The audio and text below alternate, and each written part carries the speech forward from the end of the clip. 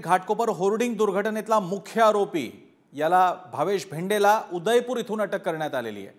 भावेश भिंडेच्या मालकीचं ते होर्डिंग होतं, त्याबाबतीत त्याने कायदे पायदळीत उडवले होते। यापूर्वी सुद्धा त्याच्यावर काही प्रकरणांमध्ये गुन्हे नोंदवले गेले होते। घाटकोपर होर्डिंग दुर्घटनेतला मुख्य आरोपी आहे भावेश भिंडे। त्याला उदयपूर इथून, राजस्थानातल्या उदयपूर इथून अटक करण्यात आली आहे। निखिल चव्हाण आपले प्रतिनिधी अधिक माहिती देत आहेत। निखिल,